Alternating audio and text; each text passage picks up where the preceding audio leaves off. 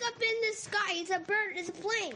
It's Superman. This is Dan Jurgen. This is Jason J. Lewis, the voice of Superman on Justice League Action. This is Mark Wade, writer of Superman Birthright. And you're listening to The Krypton Report.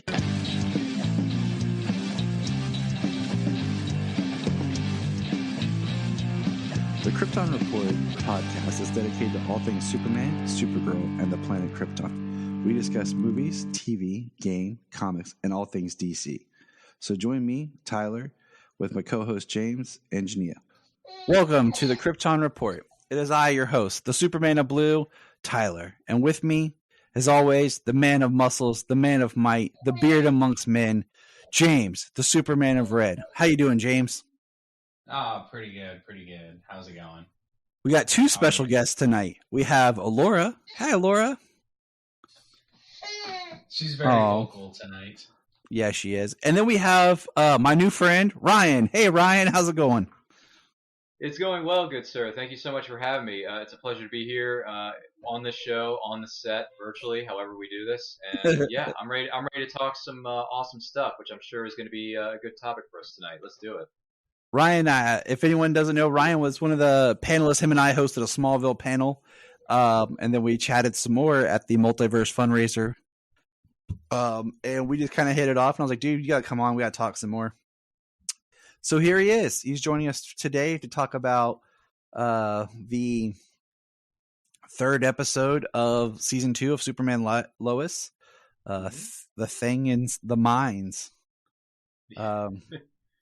Now, before we get started on the episode, I feel like there's like one piece of DC news that I didn't jot down because like just happened, and now I don't know what it was. So it must be nothing like super big. I don't know. You guys think of anything? No, nothing lately. The last thing I can think of was some set videos, just spy videos for Batgirl. Yeah, the Batgirl costume was revealed for the upcoming like series or film, and then the second thing I remember hearing is that someone posted that they're not going to include the origin story of Batman in The Batman that's coming out in March. Wow, could you imagine if that was true? I got thinking about it. So Batgirl's supposed to come out just like around the end of this year, and Michael Keaton is supposed to be in that film. So could we be getting another appearance of Michael Keaton Batman in 1 year?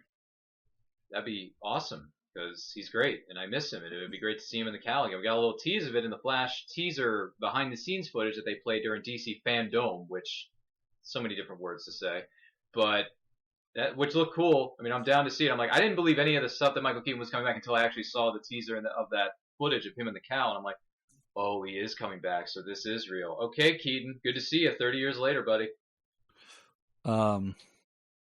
So yeah, we'll just kind of see how that goes. But I got thinking about that. And what's weird is right before we jumped on, I'm seeing where they're talking about Grant Gustin signing on a contract for the Flash season 9. But in my mind, I was kind of like, didn't he already sign his contract for that? I thought that was already like signed, but guess not. But anyways, something. It was. There's going to be a season 9, but they're not sure if it's going to be the last season or not. Please be the last, because I don't want anything to surpass Smallville. Yeah, I mean, 10 seasons, that's hard to beat. Mean, it is, especially in this climate where you do an amazing show and then it gets canceled after like the first episode. Looking at you, Swamp Thing. Yep.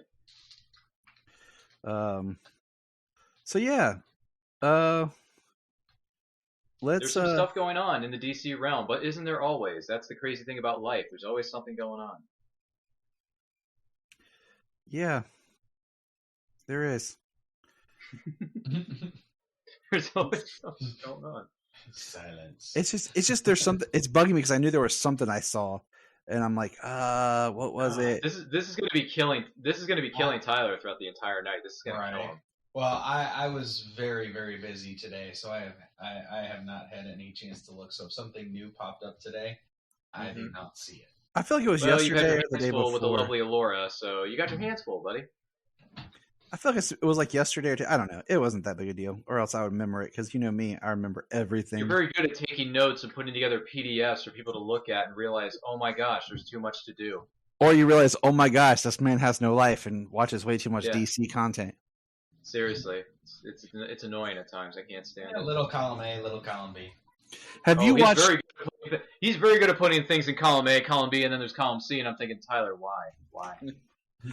Have you guys, James especially, have you watched any more of Naomi since the pilot? Actually, yeah, we watch it right after Superman and Lois. It's So How convenient on Tuesday nights. how's it been? Like I haven't watched past the pilot. it's been okay. A little slow. Yeah. I just was not Interesting impressed. thing- Was it's is interesting Stephanie story, March but- from Law and Order SVU one of the like leaders of the group in that show? Because I feel like I saw her during a teaser for episode 3. I don't. She's like a 40-ish-year-old blonde woman Oh. walking around with her hair tied back. Oh, she's in there. Yeah, she's in there, and she plays one of the other extraterrestrials or one of the other aliens. Oh, okay. All right. I see you, Alexandra Cabot from SVU, still landing on your feet, getting a paycheck. Good for you, Stephanie March.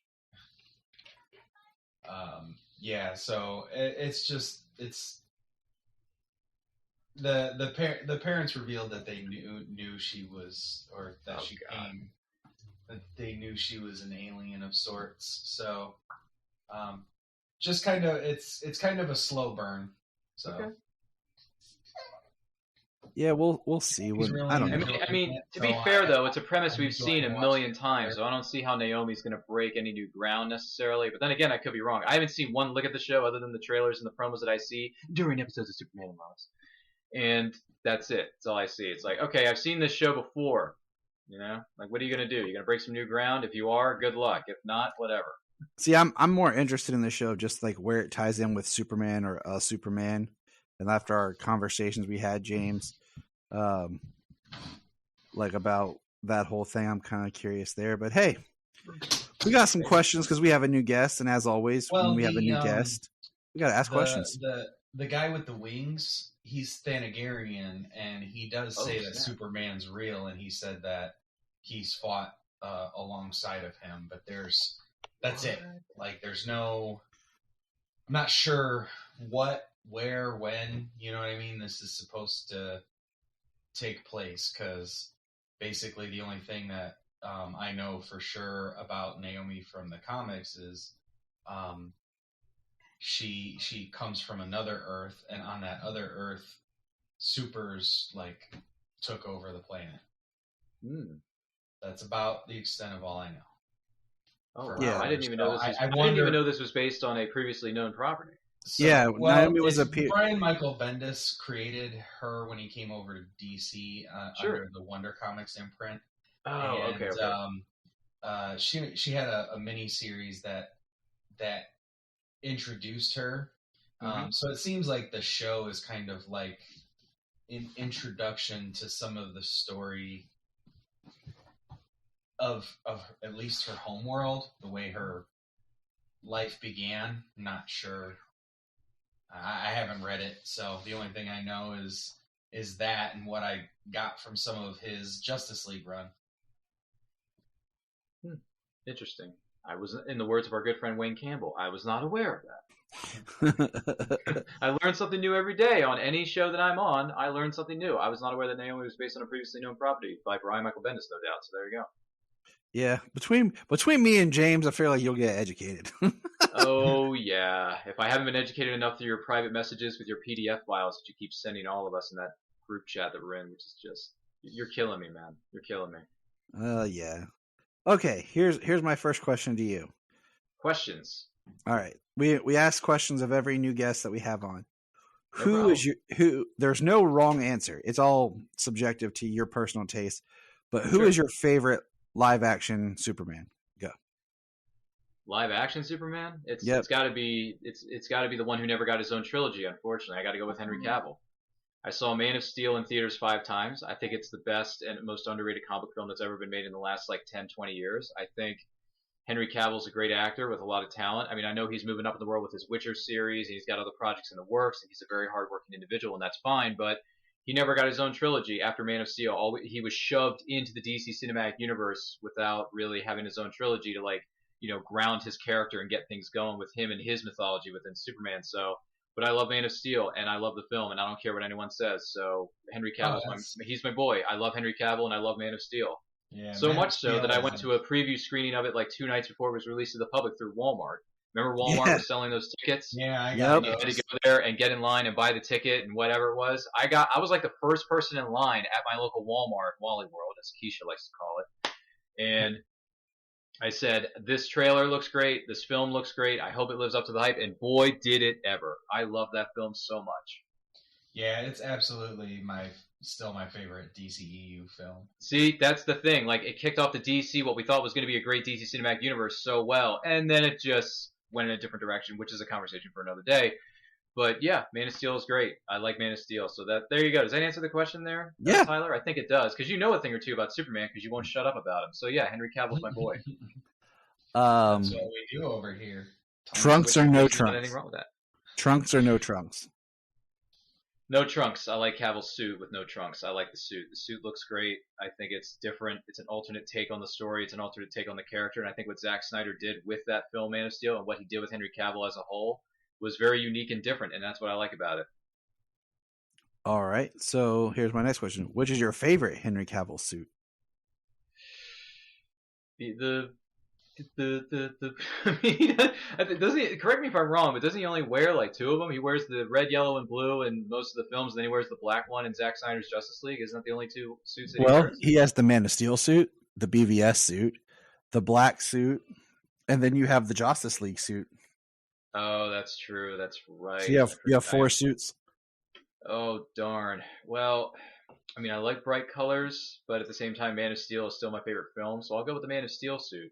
Plus, the way it was presented to him with the voiceover of Jor-El, played by the very incredible Russell Crowe, who to me is him and Pa Kent, like the 2 fathers in that movie, are true standouts, as well as Diane Lane, too. She's fantastic as Mama Kent. But yeah, Jor-El, Russell Crowe, it was tailor-made for him. He did such a great job. So I'm going with the Man of Steel suit to answer the question. All right. James, any other questions you got for him? I think he pretty much, the other ones I had, I think he pretty much answered inside his answers here.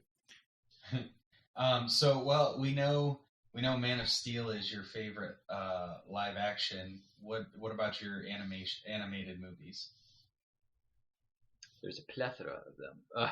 What's your favorite animated Superman? Oh, animated Superman movie. Oh my gosh. I haven't seen all of them. That's my problem. Like, I haven't really seen a lot of them. I've seen some of them, don't get me wrong, but I haven't seen all of them. But of the ones I've seen, I kind of liked...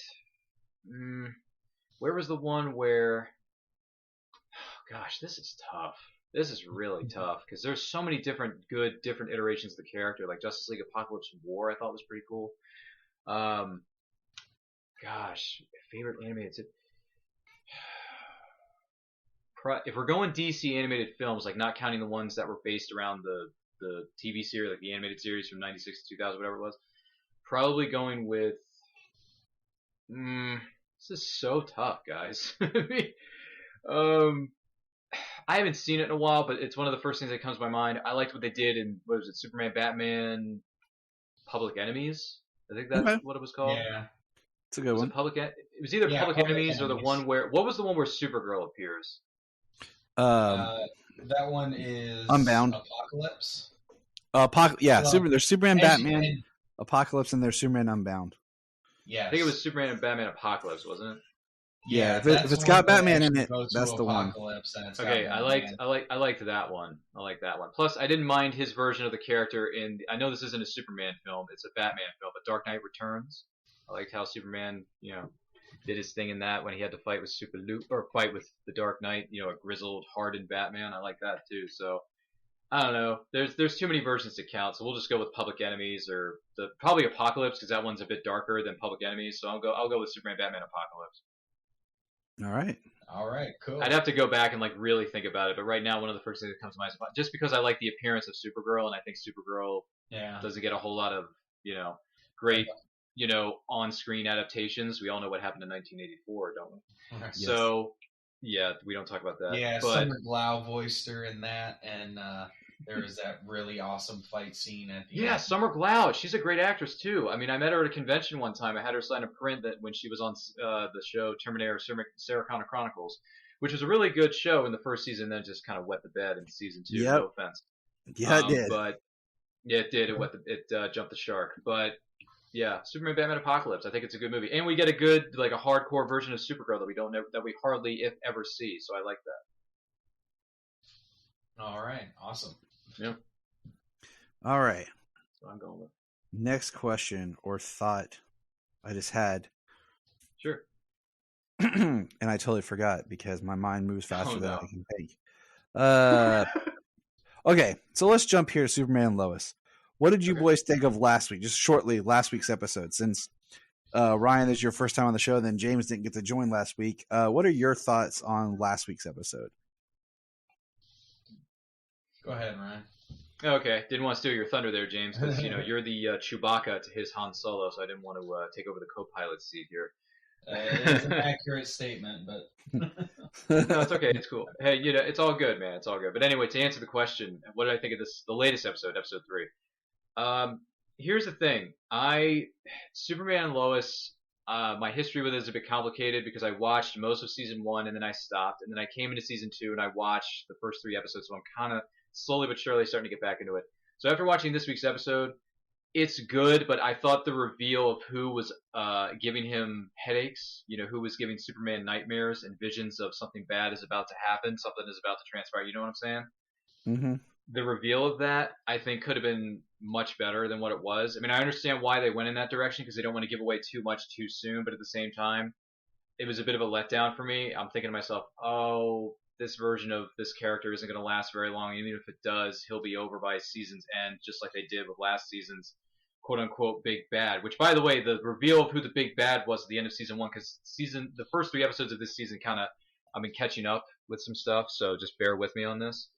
I'm thinking, okay, interesting reveal. Didn't see that one coming. All right, get a little bit of stuff in the Fortress. Oh, and the Fortress stuff I thought was cool. And then in this week's episode, we find out what's been giving him headaches. I'm thinking, okay, I see why you went that route, but you really could have done much better. But overall, I think the show's fine. I'm liking it to a degree, but at the same time, I'm seeing stuff I've already seen in previous shows, Smallville, and they did it better, in my opinion. I mean, granted, this is a completely different iteration, so you got to take everything with a grain of salt. I understand that, but I thought the show was fine. I think it's fine. I don't think it's necessarily it's good. I don't think it's great yet. I think the show is still trying to find its footing. And by the way, I find it really strange to wrap my head around the fact that Tyler Hoechlin and Bitsy Tulloch are in their 30s or 40s, and they have 2 teenage boys, where all 4 of them don't look that different in age. I feel like the boys are 5 or 6 years younger than Tyler and Bitsy, and they're just playing these characters. You see what I'm saying? It's very weird, because when I look at Tyler and Bitsy, I look at a 25-year-old dude and a 35-year-old woman. You know what I'm saying? I don't see a mother and a father and 2 sons. I just don't see it because they look very, very similar in age. I mean, Bitsy, I can tell has aged. I can tell that she's coming up on her age. But Tyler and the boys, they haven't aged a day since the show started. Well, it's just crazy you say that because, me. Let's see. Bitsy was born in 81. Yeah, so, I mean, her age is clearly showing on the show, but I feel like everyone around her is 5 or 10 years younger than she is. Let's see. I'm trying to remember. Tyler is, he was born. Let's see, in 87. Oh my God, he's almost my age. Oh my God. Yeah, that's crazy. And then the boy. But my thing is, one, I roll with it because he's Kryptonian. He ages slower. So I already know he's going to look younger. They've included that in other iterations of the character within movies and shows. So even in this continuity, they addressed it. That he was Kryptonians start to age slower on Earth because that's how they explain why he looked young as when he was with Kara. So. Got it. Okay, well, that clears that part up, but I still have a hard time wrapping my head around that he has 2 teenage boys. It's just weird for me, man. But I mean, Bitsy Tulloch is showing her age. Nothing against you, Bitsy. I'm not trying to say that you're, not pretty, but I'm just saying like your age is definitely showing, and that's okay because that shows your progression of your character. There's nothing wrong with that. James, what do you think of last week's episode?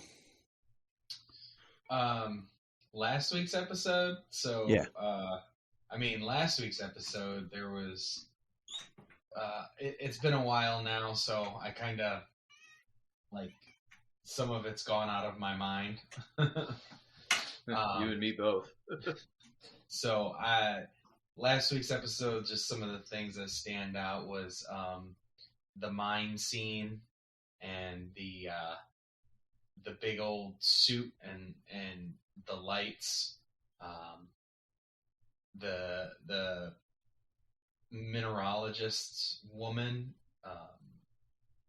clearly behind something. Yeah. Yeah.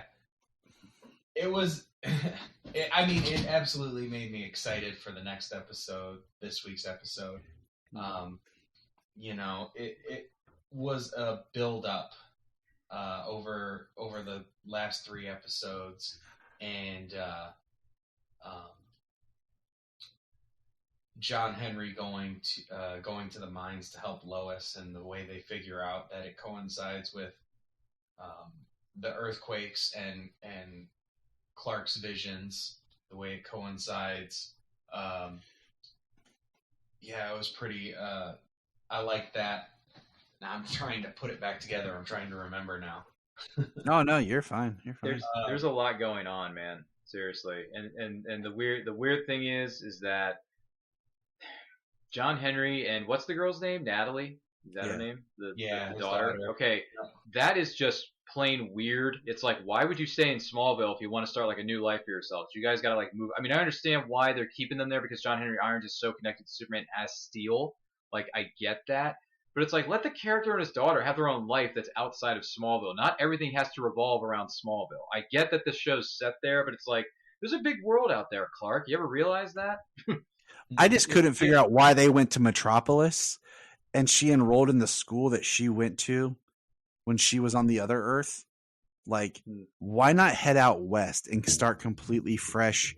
With his connection, knowing Sam Lane and the DOD, he can have new passports, new identities created, or as I suggested before, they said that John Henry had died on our Earth, and they could have just kind of brought him back, quote unquote, and say that he was undercover. If he wanted to resume the life as John Henry Irons, and kind of because we have that whole open thread that he has a sister in Metropolis. But I like him being around, but I kind of would have liked maybe like him and Natalie left and then they come back like in episode 3 or 4 because of something that's going on and they need his help. Like they kind of went off to do their own thing. Sure. But the problem with that is kind of actors and contracts.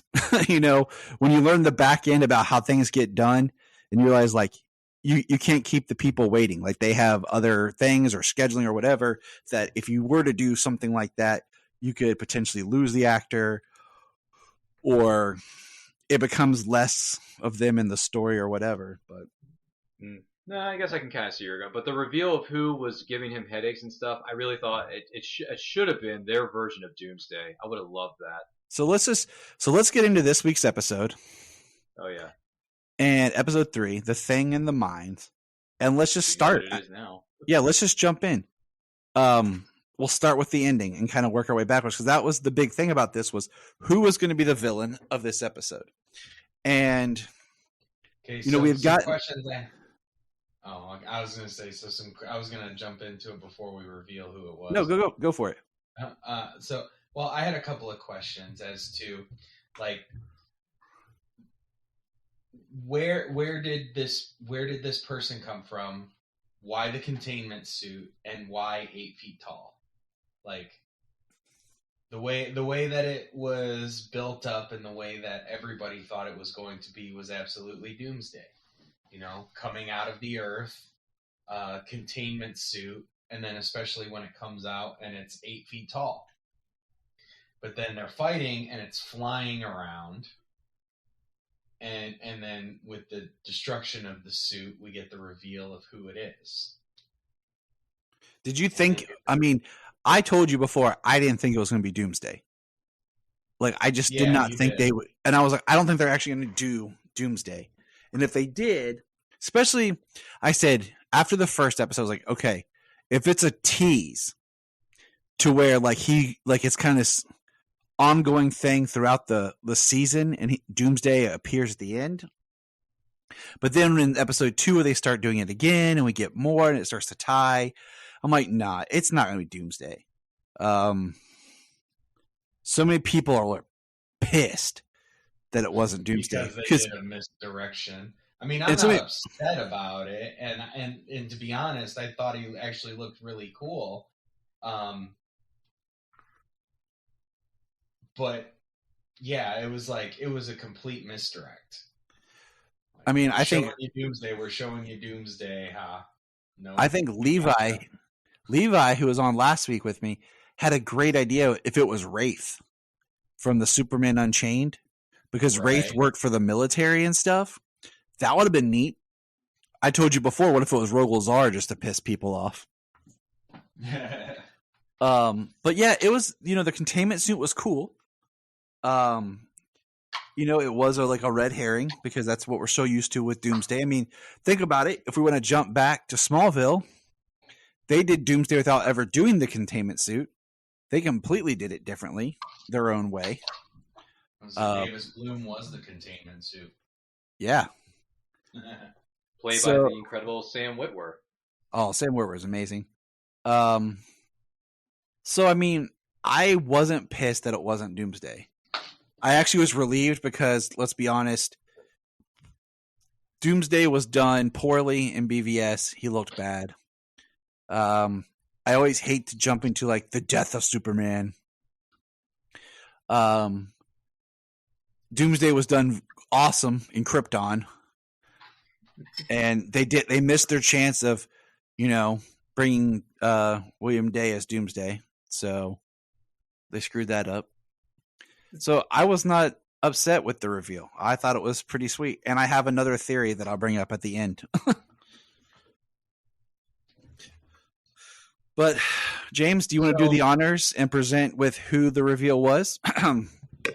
Yeah. So the reveal after Steel blasted the containment suit repeatedly with red solar flares. That did nothing. That did not phase the creature. Is Bizarro Superman. Bizarro. Yeah, Bizarro, which he looked really cool. The suit. So clearly he has a Superman suit with the backwards S. He's very pale white, kind of like we're used to, but almost even zombie-like, demonic-like, especially with the writing and stuff that he has on his face, and glowing blue eyes. It looks like Injustice 2 Bizarro, the video game. Well, we know some of in some iterations he's got freeze beams from his eyes, and he blows fire instead of freeze breath. Yeah. So, I mean, possibility. I don't know. So, Ryan, were you happy with Bizarro or not?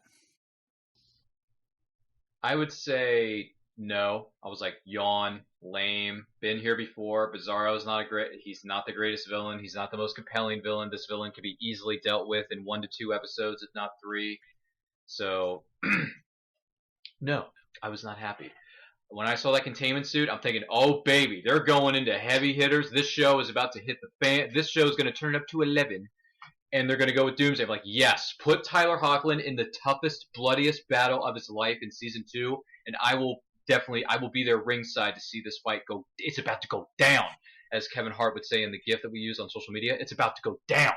So I wanted that, and unfortunately, I see a weird-looking suit, a weird-looking man who looks kind of like Clark, and I'm thinking, oh, great, Bizarro. Yawn. Big deal. Been there, done that. Saw it on Smallville. Granted, I know it's different. You also saw Doomsday on Smallville. I know, but I'm just saying, like, the way they did Bizarro on Smallville was different, and I didn't mind that. It was fine. I know Dude, he it came sucked. back and, like, no, It I was sucked. fine. Hey, look, I liked Bizarro it. It didn't. sucked on Smallville. I mean, Okay, it didn't bother me. I mean, was he like? I'm not. Listen, let me put it to you this way. I don't think the version we got of him on Smallville is like the greatest of all time. I'm not saying that at all. I'm just saying it was fine for what it was. I was fine with it. But this version on Superman and Lois, I'm just like, Bizarro, really? There's like a million other villains you could have had in this show, and you pick Bizarro. He's like the lower tier of villains for me when it comes to Superman's pantheon of villains. He's like the lower bottom tier. He's so lame. But look, I've been surprised before. Things that DC and Warner Brothers have surprised me. I mean, look, I didn't think Zack Snyder could direct a Superman movie, and he knocked it out of the park. You know, so I've been wrong. So I'll keep tuning in. I'll see what happens with Bizarro, but so far I'm not very impressed. I wish they would do something else with these characters because I just feel like they're running into the same familiar themes I've seen in other shows. Like, what's his name? Is it Jordan who has the problem with Sarah? Is that it? yeah. Okay, Jordan Sarah's thing, that, like, what, really? Okay. I mean, look, they still like each other, they're still going to give it a shot, and that's great. I wish them nothing but the best, but it's like, I don't know. I have certain things about the show just rub me the wrong way, and I'm thinking, well, why? But Bizarro, on the other hand, we'll see what happens, man. And look, you're fine to not hate on, or to hate on the Smallville version of Bizarro. That's fine. I get it. It wasn't everyone's cup of tea. His face just shifts in the sunlight, like a screensaver on a computer. I get it, but it worked for me, and I didn't complain about it. But clearly, you had a complaint, and that's fine. No, I mean it was okay. Just it was completely different than any Bizarro. It was its own thing. I mean, let's take a step back. Go ahead, James. I mean, the concept of the Bizarro that they used, a Kryptonian experiment, and the way he duplicated and was the reverse of him in many ways, that was kind of cool. Some of the execution moments, especially his time with Lana and stuff, was a little rough. So here's my thing: have we ever seen a good Bizarro before? We've seen Bizarro used on Superboy, Smallville, and Supergirl, and none of them have. Like, Superboy has been more of the true comic book, like Silver Age style, than the other versions we've had. Now, here's my thought process: we have this Bizarro, but we don't know anything about him. What we know is somebody pulled him from somewhere. So is he from a Bizarro world that maybe was destroyed during Crisis? Because the whole mind connection thing was similar to when two people from different Earths were occupying the same Earth. We saw this on Supergirl. We saw this on Batwoman. Maybe on The Flash. So it kind of shows this, because it doesn't feel like the failed clone. No, absolutely not. It feels like he's from another dimension or another Earth. It would be interesting if like they did something where he's like from this Earth, like the upside down, for like the other side of the dimension, or the dark dimension, or the dark multiverse even would be interesting. He seems to be more intelligent. He's not going to be as much as the that we've gotten. That's the Bizarro I can't stand reading comics with Bizarro. Well, this one sounds like he's like an alien language. Almost, I mean, who knows? Probably like Kryptonian in reverse or something. Because it just said alien language on the bottom in the subtitles. I think there's something up with his necklace. It looks almost like the pyramid of like the Phantom Zone. And he went to the fortress, and it makes me wonder if he'll have a crystal or something that he can ignite and start the fortress. So we're going to see what goes there. He's not the only villain that's going to emerge this season. So I don't think he's going to be the through line villain of the season. Yeah, who's the woman who's working in the mines? Like, who's she? Who does she work for? What's her deal? Because I feel like it's just another excuse to have a Morgan Edge type character on the show. Yeah. We're gonna Something find I was out hopefully curious soon. about, right? Well, something I was curious about with the fact that he's in the mines, the XK. I was kind of wondering if the XK wasn't containing him or something, and with their removal process, like freed him. Could be, I think it kind of like I just keep focusing on what she said on the phone was when he came through. And he's more powerful than we thought. So it makes me wonder if somebody was experimenting with something. Now Maybe. I shared this earlier. So this episode, we're kind of focusing just on the Bizarro part. And we'll kind of talk about the other things of the episode as well. Brian, I do want to mention this because Brian mentioned the Bizarro was cool, but his only issue was it's just like having like a lot of these shows and Marvel films do, where once again the villain is just the hero, the same as the hero. And It's a mirror version of himself. The last season we got Tal, same set of powers as Superman, and now we're getting Bizarro, kind of the same set, just backwards. And I agree with that. But I'm curious if this will be like if he'll be the full-on villain or just like a catalyst villain. Now He's going to be a pawn. that's kind of what I'm thinking. But I don't think he's going to be as dumb, intelligence. Now the alley woman that Lois meets at the end, who's like running the cult group that Lucy was a part of or whatever. People are theorizing, is she Granny Goodness in disguise? Could she be? And I'm like, you know what? Just from the 1 second she's in the episode, sure. I'm game. I'm game for it. Right. Yeah, I wouldn't be surprised. I'd be cool with that because different villain, stronger villain, more menacing villain to see Superman fight up against. And also, where's Lucy? What's her deal? And who plays her too? Like, who's the actress who's going to play Lucy if she ever shows up? Lucy's next episode. It's Jenna Dewan. She's back. It's her Jenna first Dewan from the first season of Supergirl. Yeah, it's her first. Kidding. It's her first appearance post Crisis and her first appearance since the first season of Supergirl. I must have missed her in the crossover because there's a lot of stuff that goes on there on those crossovers. No, she hasn't been. God. She hasn't been back since the first season of Supergirl. So, oh my gosh, dude, that's going way back. Yeah, But- she was just cast in the role, and it's her post Crisis. So, Oh my it gosh. seems like her backstory is going to be different. Like maybe she didn't follow in her father's footsteps and join the Oh, military. no. This Lucy's going to be completely different. Wow, Jenna Dewan. Okay, be interesting to see what she's got because I think wasn't she like the co-host of like World of Dance on NBC or whatever it was with J-Lo? I don't know, dude. If it's not a Marvel Quite show, possibly. No, I'm or a sorry. DC show, That's I'm not keeping that's up where with my it. mind automatically goes because I'm like, wait a minute, wasn't she the host of like some dance show on NBC that lasted a couple seasons with J-Lo as one of the lead judges? Well, she Yeah. was a dancer, so it would not surprise me. Yeah, I think she was the host of the show, if not a co-host there, buddy. So, But even so, welcome back to the world of acting, Jenna Dewan. I knew her. She was on a show my wife was watching called The Witches of Eastwick or East End, or is a play off Eastwick. Yeah. So Yeah, it was like a rehash of the Witches of Eastwick. Yeah. so I know her That's from crazy. there because my wife was watching that show. But Interesting.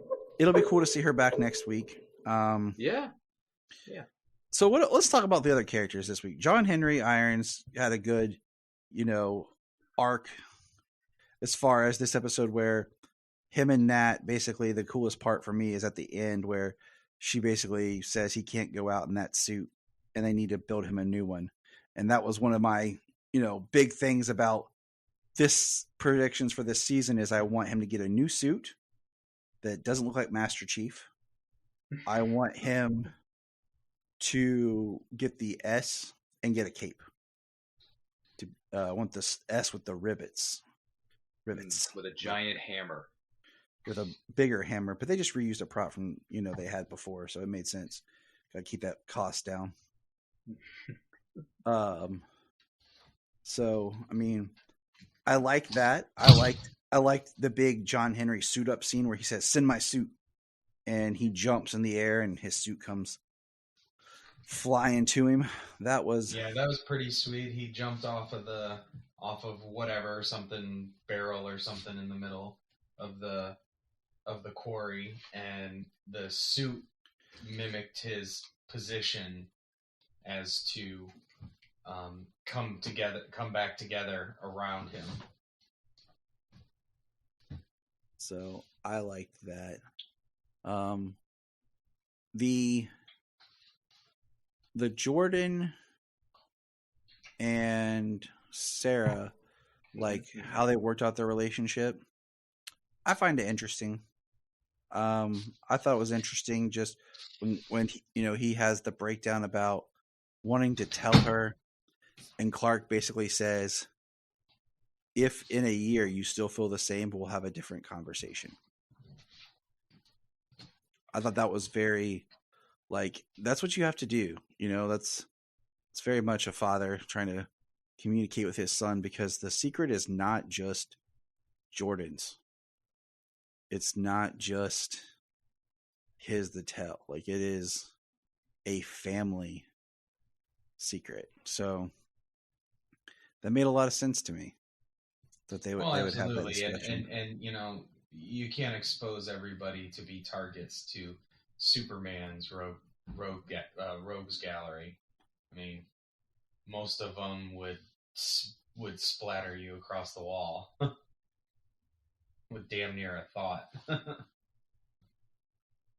So, but yeah, I thought it was just a good, because and we actually have confirmation in this episode of something we have been debating forever. We know that he did never tell Lana that he was Superman. Yeah. That everything that was with the boys and with Clark was really good. The argument with Jordan, the rage well up. You heard his voice echo, and his eyes glow red. And then the Jonathan storyline, being obsessed with the guy taking drugs to become the starting quarterback, and getting into a fight after he finds out that he is actually taking XK, and it's souping him up a little bit, and that his girlfriend is the one who sold it to what's his name? Timmy. And yeah, exactly. Yeah. The big fight, and when they're fighting on the football field, I mean, it's pretty cool. Clark's reaction time, as taking a punch from Jonathan. At first, I wasn't sure was it going to be Clark say something that he actually felt that because he hit him like super strong with a punch, or but he didn't react that way. He didn't say anything about it. So I just feel like he reacted in that moment, so his son didn't shatter his hand across his face and took the punch and fell down. But the way he was very angry at him, and he couldn't contain his heat vision, and how he blasted it into his hands like he let Jordan do, but much more intense. He actually scolded. He actually burned his hands in that moment. Yeah. What'd you guys think about that? I mean, it was badass. I enjoyed seeing Superman being affected in that way. Like it wasn't just the headaches and knocking him down for out of commission just because of like a headache or whatever. He was talking about the flood of emotions, the rage and the fear that he couldn't control. So I think Tyler is doing a fantastic job with a lot of different things that he's given.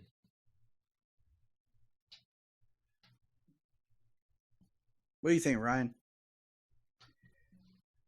Yeah, I mean, it's cool that we're seeing different layers to this character and how he deals with certain things, especially domestic stuff. Good God. I mean, taking a punch from your kid, having to haul his keister, sorry, keep it family friendly. Haul his keister into a locker room and say, hey, don't do that. Don't be punching. You know, and he's like, my eyes are glowing. I got to put him in my hand. So I get that. Like, it's cool stuff. It's different layers to this character that I have not seen before. And I'm intrigued by that. I'm interested by that. I want to see where it goes. At the same time, him confronting his girlfriend at the end saying, hey, I know what you're doing. I know you're a drug dealer. And I know you're juicing people up with XK. But do me a favor. Give me some of that juice because I'm going to take drugs and enhance my abilities because I don't want to beat the living crap out of Timmy. So I don't care if you're supplying to the whole town. I'm not going to rat you out. I just want some supply, and I want it now. I'm like, damn, boy, you're going to the dark side already? What are you, some kind of fool? Oh, yeah, you are because you're a teenager. You don't have brains. So, I mean, I'm really they also curious as to what the XK is going to do to him. right. It is That's half Kryptonian biology. and that is my thought. Is like, is he taking into account like who he is? You know, I don't feel like it came out of nowhere because I really feel like they kind of seeded things throughout the first season where it's kind of showing that he's at a point where he's tired. The whole first season, he's getting shuffled to the back, shuffled to the back, shuffled to the back. Even when he tries to make a bond with John Henry, you know, it just doesn't hold. Like he has no purpose and he's tired of it, you know? It is interesting that Jordan doesn't seem to be playing football this year. yeah, I wonder how he weaseled his way out of that one. Oh, wait, because he's in love with the love of his life. I want to marry her, Dad. No, you don't. You're 15. You don't know what you want, which is so true. And by the way, I don't see Jordan and Sarah lasting another year. I don't see it at all. Because as a wise person once said, and I think you said this, Tyler, every Clark needs to find a Lana to get to a Lois. Yep. So Sarah is Lana in this scenario. Clearly she is. Clearly she is. And then in season 3 or 4, however long they're going to extend this series and this role of this character of Jordan and Jonathan, Jordan's going to find his Lois, but Sarah's not it. Because clearly in this episode, Sarah revealed that she's confused. She's not sure what her quote-unquote identity is. So it's like, you know what, Sarah, do your thing. We'll ride this out for another 6 months, but I don't see us lasting another year. And then Jordan or Sarah is going to break it off. And it doesn't matter who does it. One of them's going to break it, and then Jordan's going to realize, you know what? She was my Lana. Now I got to go find my Lois. Period. Yeah, I'm not against it. I think it's gonna drop heavy, on him, and we'll see how it plays out. Because I could see it building up to when he has to reveal it to her, and like he reveals it to her, and maybe that's what causes her to like step away or something. I don't know. I don't see them being the long run. And, you know, the whole Jonathan with Candace thing, we talked about that, how weird it's been because she was not his girlfriend last season. And, you know, the whole drug dealer thing is weird. So I'm just kind of interested in where it's going to go. Or, you know, I'm also interested in, like, where Anderson's going to go with things. Right. And I mean, not that it makes it right or anything that she was doing it, but they do the, you know, she's doing it because she has to help pay the bills and I get that, but I mean, like, you can go get a job. It's not the right way to go, and I mean, if you can get a job, but you know, also it is the fact that Smallville has kind of been a dying town since before the first season began. Because we got the scene where Lana's talking in her mayoral rally, and people are like, "Oh, like those free interest loans that you want to do, are those like those reverse mortgages that you sold us back, or when Edge came in and all this?" And she's like, "I didn't know what Edge was really up to," and they're like, "Oh yeah, like you don't know what's going to happen." So it'll be interesting to see how this all plays out. I was glad to see Sophie back this episode. They finally acknowledged that the Cushings have another child, because that's been a big like thing of mine. Like, where has this other child been? I mean, she was only in a few episodes of the first season, and this is the first time she's returned in the second. Well, at least in the first season, they gave us the dialogue about she went to stay with grandma for a few days. Maybe it was an extended stay. I don't know. By the way, Lana running for mayor, that's different. I'm curious to see where that goes. She'll probably win because who's going to... I mean, the one guy who's running the town, yeah, but I think Lana's going to find a way to beat him, and she'll become the savior of Smallville, and then Superman will just be like, oh, my first girlfriend that I ever had, Lana's the new mayor. That's awesome. And by the way, I think deep down, somewhere in that heart of hearts of Lana, I think she knows who Clark really is. I think she knows the secret. I don't know, just because in the first one we got that scene where they're talking about the car wreck, and she was like, yeah, like we had the car wreck, and Clark, he was okay. Like, he just bounced He ate back. his Wheaties that morning. He ate the breakfast of champions. That's why he can't get hurt. Wheaties, guys, free public publicity. No, I'm kidding. Free plug right there. I'm just kidding. But yeah, it just seemed like she was very like she wasn't putting two and two together. It would have been an interesting scene if they had done it, where it was like them talking, and she kind of was, as she was saying it, starting to put stuff together in her mind. I think she knows though. But I mean, I could be wrong, but I think she knows, and then she's going to end up becoming mayor at the end of the season, beating the bad guy, and then whoever Bizarro's being manipulated by because he's a pawn in somebody else's scheme. Maybe it's that woman who's down in the mines, or the person on the other end of that phone that the woman's talking to from the mines. Like, yeah, we found it. Oh, we're going to release it. Oh, yeah, we got this, boss.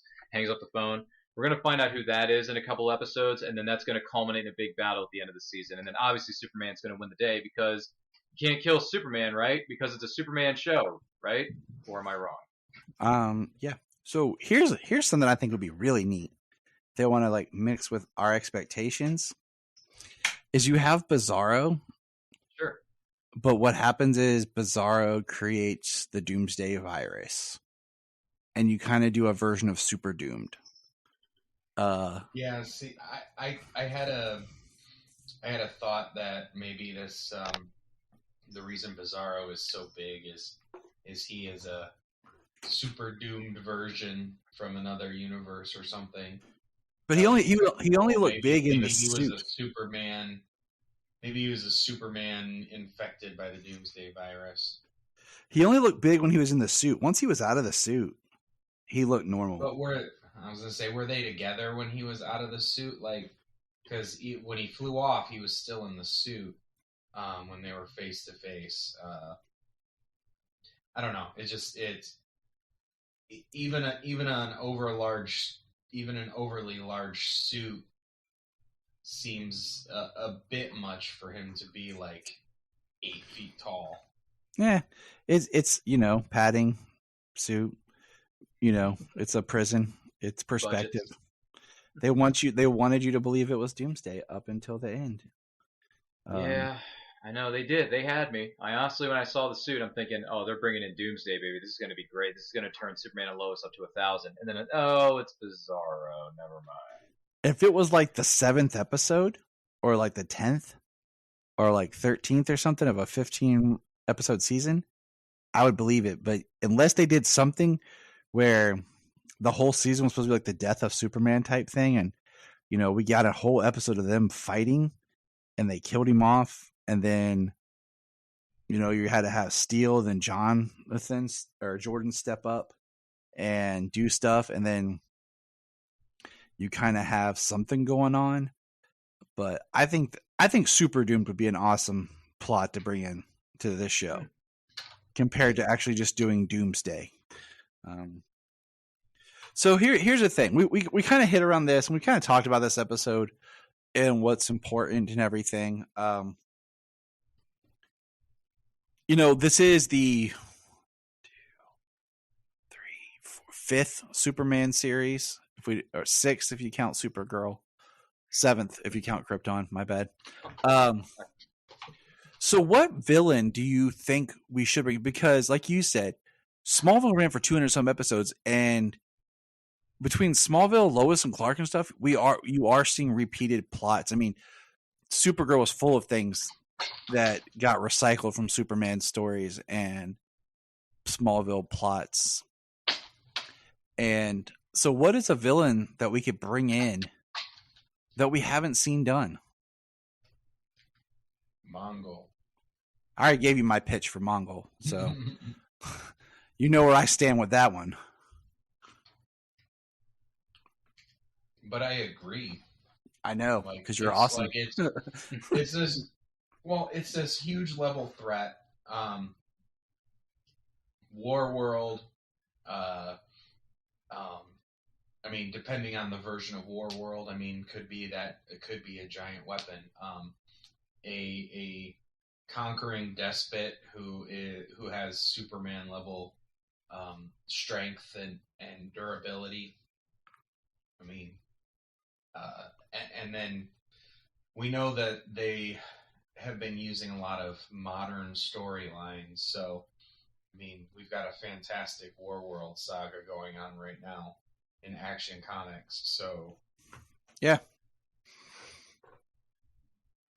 What's a villain you think of, Ryan? My gosh, there's so many of them. I mean, but listen, this series, the one that's going on right now, which is Superman and Lois, it's still in its infancy. It's very, very young. It's only the second season. How many episodes have they had in total? Like 16, 18 episodes so far. So there's 18. really not a whole lot. What is it? 18. 18. Thank you. So there's really not a whole lot to go on. 18 episodes is almost the average of what a full length series gets, right? Yeah. So it's still young. There's a lot of room to play with. There's a lot of ground to cover, and there's a big sandbox that DC and Warner Brothers can play in with this series.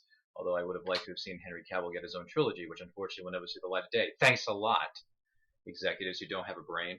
But with Superman and Lois, they're not going to do it in the early seasons because it's something saved for much, much later, which I totally get because you got to build up certain things, right? You got to make things an event. You can't just do it in one push, right? Mm-hmm. But if I'm going to choose a villain to tell like that to the Warner Brothers executives and them making Batman versus Superman and Justice League. Oh boy, we can talk about that for another time, James. Let me tell you, brother.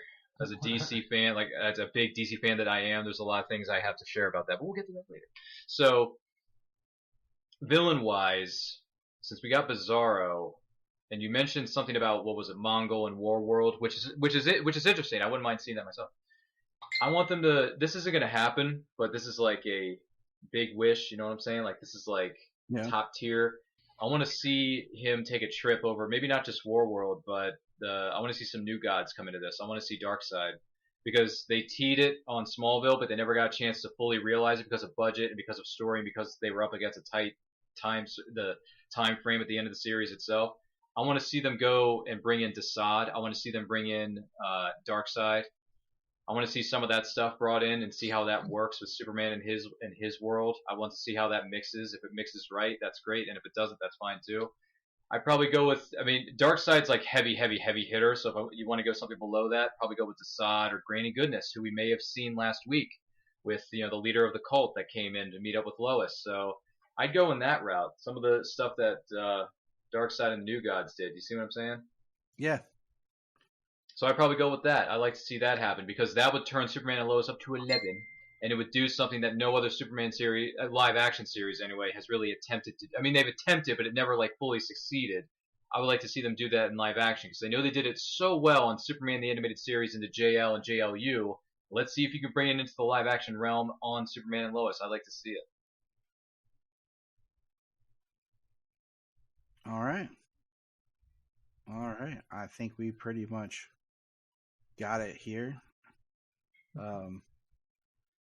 I just, it's always because, there was a great, if you get a chance, Ryan, there was a great interview on the Hall of Justice podcast with Todd Helbing talking about this season.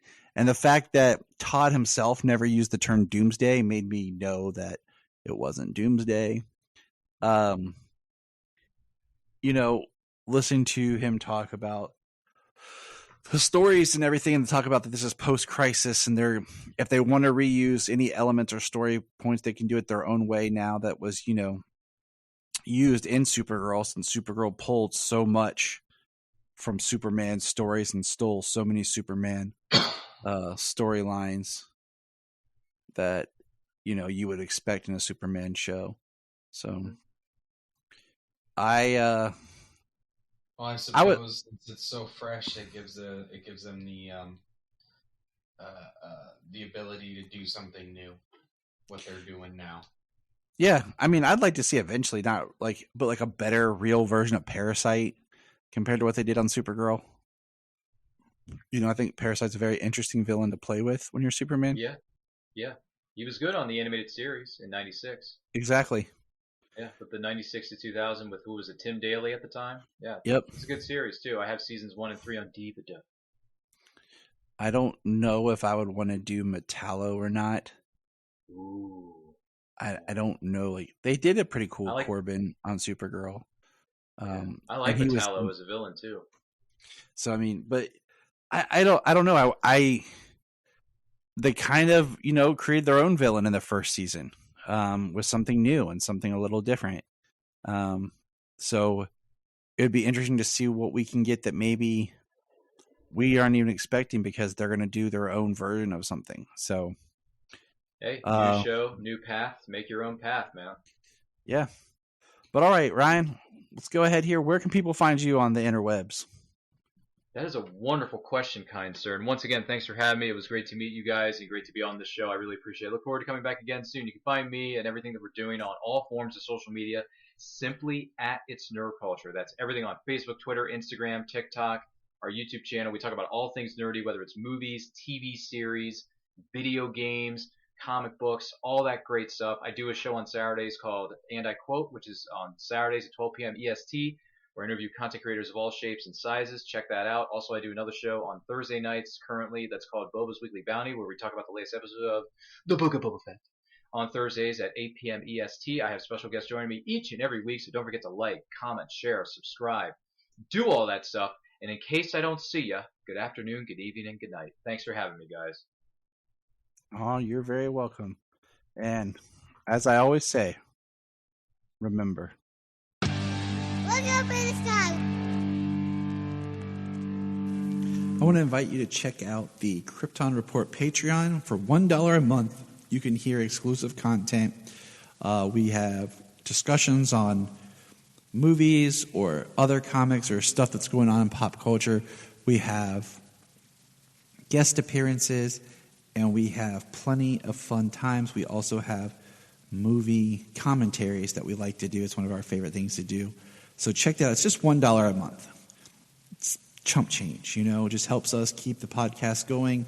We're not here to make, money off and get rich. It's just nice to have a little help, to pay the bills here. So $1 a month, come join us on our Patreon. Krypton Report, patreon.com. And if you want to have a good time, keep listening to the Krypton Report. If you're enjoying this podcast, here's some of our favorite podcasts to check out. Digging for Kryptonite, The Aspiring Kryptonian, Superman the Animated Podcast, The Last Sons of Krypton, The Geek of Steel, The All-Star Superfan Podcast, It All Comes Back to Superman, and Superboy Legacy, Supergirl Radio, and of course, always hold on to Smallville. Check all those out, enjoy those supercasts, and remember, keep listening. The Krypton Report is a Tears production. We thank you for listening and enjoying, and please support us on our Patreon account, our TeePublic store, and check out our social media. Always remember to look up in the sky.